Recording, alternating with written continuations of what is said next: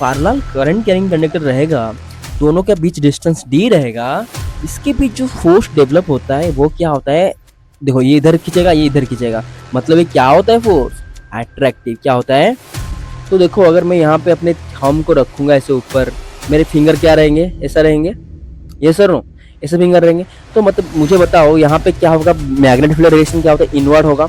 मेरे फिंगर यहाँ पे स्क्रॉल करूंगा तो क्या होगा, mu naught by 4 pi 2 I1 into I2 by T, क्या होगा for unit length for. Hello everyone, welcome to physics 360 YouTube channel.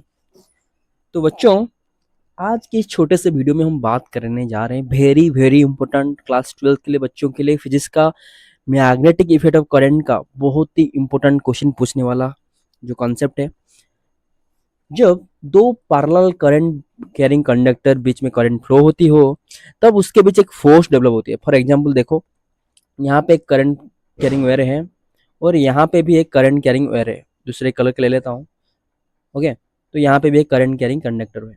दोनों करंट कैरिंग कंडक्टर में मतलब स्ट्रेट लाइन है, पैरेलल है, दोनों के बीच में करंट यहाँ पे यहाँ इधर भी आई करंट फ्लो हो रहा है, इधर भी सपोज I1 करंट फ्लो हो रहा है, इधर I2 करंट फ्लो हो रहा है।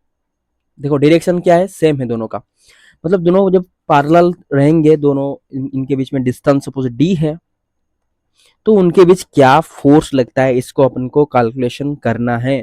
बहुत अच्छे समझेंगे बच्चों, 1 to 1 समझेंगे। देखो बहुत ही इंपॉर्टेंट, इसमें खास करके एमसीक्यू क्वेश्चन पूछता ही रहता है और इसका डेरी प्रॉब्लम भी खास करके पूछता रहता है। ओके, तो यहाँ इनके बीच में एक फोर्स डेवलप होता है बच्चों। तो पहले हम देखते हैं कितना फोर्स लगता है और क्या क्या कहाँ से लगता है, इसका डायरेक्शन कहाँ रहेगा।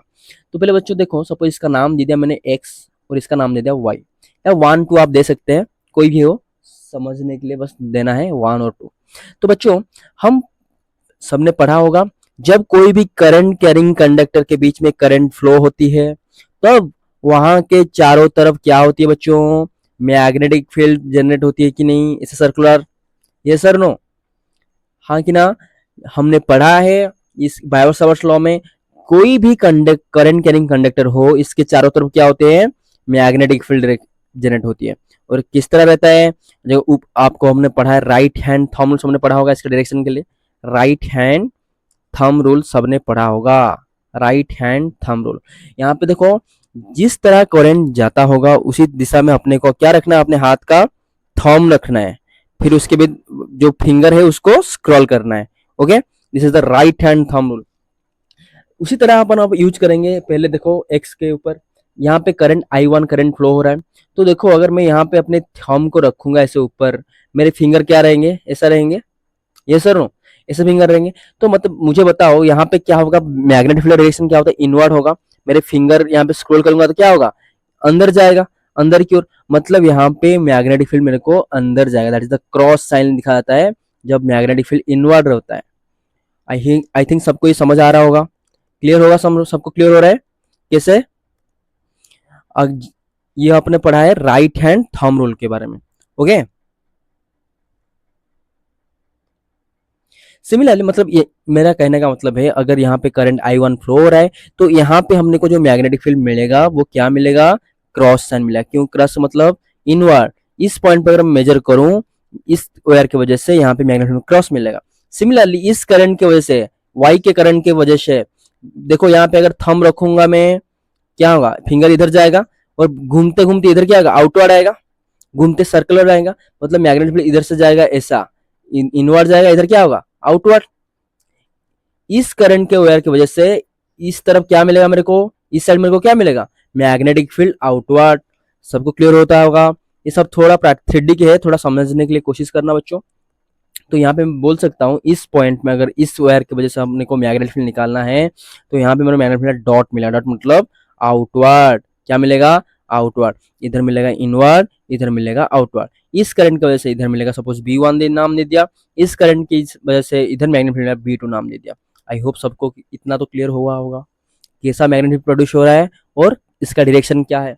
अच्छा, कितना मैग्नेटिक फील्ड प्रोड्यूस हो रहा है ये सबने हमने पढ़ा है, एम्पियर सर्कुलर लॉ का इसका एप्लीकेशन में हमने पढ़ा है। एक करंट कैरिंग वायर है, आई करंट है, सपोज मैं फिर से डायग्राम कर रहा हूँ। देखो अगर एक करंट कैरिंग वायर है, ओके, यहाँ पे फाइनाइट लेंथ ले रहा हूँ, आई अमाउंट का करंट फ्लो हो रहा है, यहाँ पे पीक पॉइंट है, यहाँ पे डिस्टेंस अगर x है, क्या है, x है, इस पॉइंट पे मैग्नेटिक फील्ड कितना होगा, b इक्वल टू क्या होगा, mu naught by 4 pi 2i 2 × I divide by x। सबने पढ़ा होगा इसको एम्पियर सर्कुलर लॉ के एप्लीकेशन में, या फिर किसी किसी ने बायो-सावर्ट्स लॉ का एप्लीकेशन में भी ये है। ये दो जगह है, एम्पियर्स लॉ का, एम्पियर सर्किटल लॉ का एप्लीकेशन में भी है, एंड बायो-सावर्ट्स लॉ का एप्लीकेशन में है।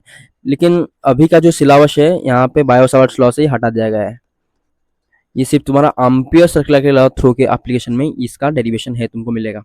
इसको सबको याद होना चाहिए। करंट अगर आई फ्लो हो रहा है, यहाँ पे मेरे को मैग्नेटिक फील्ड इतना ही मिलेगा, और कहाँ का डायरेक्शन होगा, इनवर्ड क्रॉस होगा। इस साइड क्या होगा, डॉट होगा, इस साइड क्या होगा, डॉट होगा, आउटवर्ड होगा।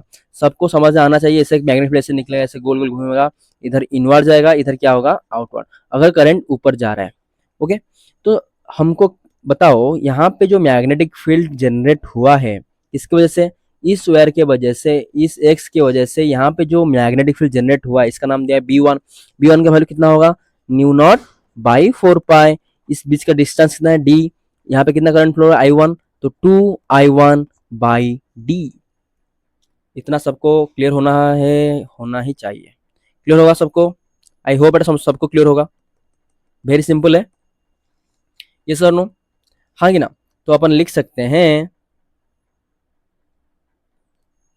ओके, अपन क्या लिख सकते हैं, B1 is equal to mu naught by 4 pi into 2I1 by D। This is the equation 1। Okay, सबको क्लियर हुआ। इक्वेशन 1 कैसे लिखा मैंने, बहुत ही इंपॉर्टेंट है बच्चों, इसको ध्यान से समझना चाहिए। इसको थोड़ा,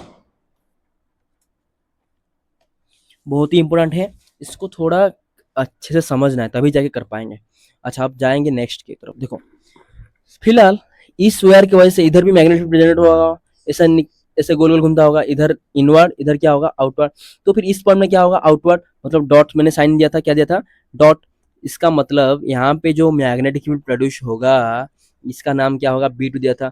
B2 का वैल्यू क्या होगा बच्चों, B2 का भी सेम होगा, वही new naught by 4 pi, that is the 2I2 हो जाएगा, क्योंकि सेकंड की वजह से हो रहा है, 2I2 बाई D, इक्वेशन 2।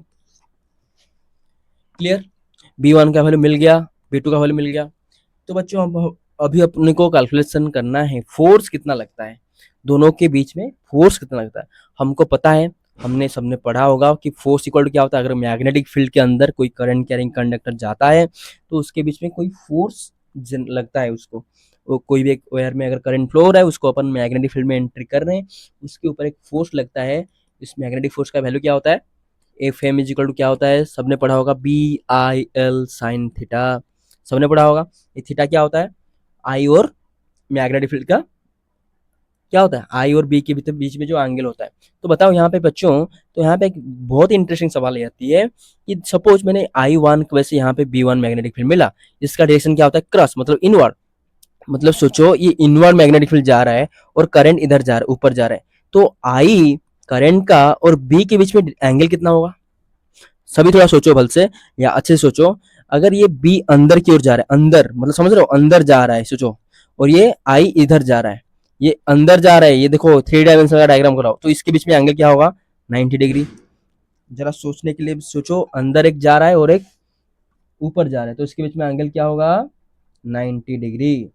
तो अभी इधर जो फॉर्मूला है, force equal BL sine theta, अपन ये डाल सकते हैं BIL into sine 90, that implies F M is equal to क्या होगा बच्चों, sine 90 equal to 1, that is BIL। इतना अपने को फोर्स लगेगा, क्या लगेगा, इतना अपने को फोर्स लगेगा। आई थिंक सबको क्लियर होगा, that is the magnetic force, इतना लगेगा BIL। ओके, तो इस फोर्स का जो लगेगा BIL, इसका डायरेक्शन क्या रहेगा बच्चों, इसको लिए हमने क्या पढ़ा था, इस फोर्स के डायरेक्शन के लिए हमको पता होना चाहिए फ्लेमिंग लेफ्ट हैंड रूल। क्या होता है, फ्लेमिंग लेफ्ट हैंड रूल, क्या होता है, फ्लेमिंग लेफ्ट हैंड रूल। तो बच्चों यहाँ पे जो सवाल होती है, देखो अपना बाएं हाथ निकालो, देखो यहाँ पे एक अपने थंब को ऐसे रखो, और इंडेक्स फिंगर को ऐसे रखो और मिडिल फिंगर को ऐसे रखो, समझ रहे हो? तीनों फिंगर को ऐसे रख लेना और बाकी दो फिंगर ऐसे स्क्रॉल करके रख लेना। तो यहाँ पे जो थंब होती है, थंब फिंगर होती है ये, और एक होता है इंडेक्स फिंगर, ये होता है मिडिल फिंगर, ये मिडिल फिंगर, ये होता है इंडेक्स फिंगर, ये होता है क्या, बड़ा फिंगर। ओके, ये जो बड़ा वाला जो फिंगर रहता है ये क्या दिखाता है, फोर्स का डायरेक्शन। ये क्या दिखाता है, मैग्नेटिक फील्ड। देखो ऐसे रखना, ये तीनों में 90 90 एंगल परपेंडिकुलर होना चाहिए, इसमें 90 डिग्री। ये अपने लेफ्ट हैंड को ऐसे करके फिंगर को दिखा सकते हो। ये क्या दिखाएगा, करंट का डायरेक्शन। ओके, एक दिखाएगा फोर्स, एक दिखाएगा मैग्नेटिक फील्ड एफ, ये दिखाएगा वी का डायरेक्शन, ये दिखाएगा आई का डायरेक्शन। अगर अपने को बी और आई को सेट करना है तो फोर्स का कहाँ डायरेक्शन होगा हमको पता चल जाएगा। फॉर एग्जाम्पल अभी देखो, अभी दोनों का जो केस था अपने के पास, इधर जो मैग्नेटिक फील्ड था, इधर एक था और एक क्या था, इधर एक था, दोनों के बीच गैप था क्या, डी था। ओके, यहाँ पे करंट इधर फ्लो हो रहा था I1, इधर जा रहा था I2 करंट फ्लो हो रहा था। तो बताओ यहाँ पे इसी की वजह से यहाँ पे क्रॉस का आया था मैग्नेटिक फील्ड, यहाँ पे आया था क्या, डॉट। अभी तुम फिंगर को एडजस्ट करो, अपने को क्या करना है, फिंगर क्या है, मैग्नेटिक फील्ड क्या होता है, मिडिल फिंगर जो इंडेक्स फिंगर, तो इसको क्या करो ना, इंडेक्स फिंगर को आउटवर्ड रखो, मतलब आउटवर्ड रहेगा फिंगर। और क्या होता है, करंट क्या होगा, I1 ऊपर गया है तो इस फिंगर को ऊपर रखो, इस फिंगर को ऊपर रखो, मिडिल फिंगर को ऊपर जाएगा। तो ओबियसली तुम्हारा थंब जो है कहाँ जाएगा, इधर जाएगा थंब, इधर जाएगा थंब। तो आप देखना ऐसे करके आप देख सकते हो प्रैक्टिकली करके। ये तुम्हारा हाथ अगर रखोगे ऐसे, मैग्नेटिक फील्ड आउटवर्ड रखोगे इंडेक्स फिंगर को, और मिडिल फिंगर को ऊपर रखोगे, तो ये अपने आप अपने जो थंब है वो इधर साइड जाएगा। तो इसका मतलब फोर्स इधर लगेगा, किधर लगेगा फोर्स, इधर ही लगेगा अपने को फोर्स। सिमिलरली इधर भी डालोगे क्या, इधर क्या होगा ना, मैग्नेटिक फील्ड को क्रॉस है मतलब अंदर, मतलब ऐसे रखोगे, मैग्नेटिक फील्ड जो इंडेक्स फिंगर है उसको क्या रखोगे, अंदर रखोगे। और क्या होगा, मिडिल फिंगर को क्या रखोगे, ऊपर, करंट ऊपर जा रहा है तो यहाँ पे देखोगे थंब भी इधर आएगा, इधर भी मैग्नेटिक फोर्स रहेगा। तो इसका मतलब जब दोनों parallel conducting carrying current carrying conductor रहेगा, दोनों के बीच डिस्टेंस डी रहेगा, इसके बीच जो फोर्स डेवलप होता है वो क्या होता है, देखो ये इधर खींचेगा ये इधर खींचेगा, मतलब ये क्या होता है फोर्स, अट्रैक्टिव। क्या होता है, अट्रैक्टिव फोर्स रहता है। Very very important important MCQ लगता है बच्चों। तो मतलब क्या समझे कि जब जब दोनों करंट पैरेलल होता है, करंट कैरिंग कंडक्टर पैरेलल होती है और सेम डायरेक्शन रहता है, क्या होता है, करंट का डायरेक्शन बहुत इंपॉर्टेंट रहता है जब सेम रहता है। याद रखने की क्या है, करंट अगर सेम है तो हमको अट्रैक्टिव फोर्स मिलेगा। ओके, अच्छा ये फोर्स अट्रैक्टिव तो मिल गया, तो इसका वैल्यू क्या होगा, यहाँ पे जो लिखा है F equal to B I L, ये पूरा नहीं है, इसका अपने को पूरा लिखना है। तो इसका फोर्स कितना है, इसका फोर्स हम अगर डेरिवेट करेंगे तो F M is equal to क्या होता है, बी आई एल। बी कितना मिला है अपने को, कितना मिला है, तो बताओ पहले ये इस फोर्स को देखते हैं। ये I2 की वजह से इधर क्या फोर्स इधर पड़ता है, तो अपन लिख सकते हैं बी क्या होगा, B2 into I1 into length L। B2 कितना मिलेगा पहले, mu naught by 4 pi 2 I2 by D into I1 into L, that implies F is equal to mu naught by 4 pi 2 I1 I2 by D into length. अगर अपन unit length के लिए calculate करें, अगर length equal to 1 हो गया तो क्या हो जाएगा बच्चों, तो एफ इक्वल टू क्या हो जाएगा, new naught by 4 pi 2 I1 into I2 by D, क्या होगा, for unit length, for unit length. Very very important बच्चों ये फार्मूला है, एक बोर्ड के लिए बहुत ही खास इसमें क्वेश्चन आता है कि अगर दोनों के बीच में करंट फ्लो होता है सेम डायरेक्शन के लिए, उसका नेचर क्या रहेगा, अट्रैक्टिव रहेगा। कितना वैल्यू रहेगा, 2I1 into I2 into D x. Okay, तो ये था अगर दोनों के करंट के बीच में डायरेक्शन सेम रहेगा। अगर हम कर लेंगे तो ऐसा कुछ, अगर क्वेश्चन ऐसा पूछेगा तो अगर अपोजिट डायरेक्शन में करंट फ्लो होता है, सपोज एक कंडक्टिंग वायर ऐसा है और एक ऐसा है, एक में करंट ऐसा फ्लो हो रहा है I1, इसमें क्या होता है, नीचे आ रहा है करंट, ऑपोजिट डायरेक्शन फ्लो हो रहा है, और इसके बीच में डायरेक्शन क्या होता है, डिस्टेंस है डी। तो यहाँ पे देखो क्या होगा, तुम अगर डालोगे तो वो फ्लेमिंग लेफ्ट हैंड रूल पता चलेगा। यहाँ पे अगर करंट I1 फ्लो हो रहा है, राइट हैंड थंब यूज करो, यहाँ पे क्या होगा मैग्नेटिक फील्ड, इसकी वजह से ऐसे होगा, गोल गोल घूमेगा ना, तो इधर क्या होगा इनवर्ड आउटवर्ड, मतलब यहाँ पे क्रॉस होगा, इसकी वजह से क्या होगा नीचे आ रहा है, घूमेगा नीचे, क्या होगा इधर भी क्रॉस आएगा डाउनवर्ड। थंब को ऐसे रखो बच्चों, थंब को ये सब सबने पढ़ा होगा, Fleming right hand rule, thumb को ऐसे रखना है और फिंगर को ऐसे स्क्रॉल करना है, जहाँ पे थंब करंट का डायरेक्शन है उधर थंब रखना है, तो यहाँ पे भी क्रॉस अपने को मिलेगा। तो ये तुम्हारा टास्क है, इसको देखना कि यहाँ पे फोर्स का डायरेक्शन क्या रहेगा। ये तुम्हारे लिए टास्क है, सभी लोग कमेंट्स करके बताना। अगर दोनों के बीच में करंट का डायरेक्शन उल्टा ऐसे कर लिया, डिस्टेंस डी रह गया, तो यहाँ पे फोर्स का डायरेक्शन कहाँ होगा, सभी को कमेंट्स करके बताना है। हमने पहले समझा दिया कि कैसे होता है, अगर सेम डायरेक्शन में होता है तो कैसा रहता है फोर्स, अट्रैक्शन रहता है। ओके, तो अपने को यहाँ पे दिमाग लगाना है, तो अगर ऑपोजिट डायरेक्शन होता है तो क्या होता है, फोर्स किधर पड़ता है, उसका नेचर क्या होता है, उसका वैल्यू क्या होता है। अगर सबने ट्राई करो, इसको देखेंगे नेक्स्ट वीडियो में। Thank you.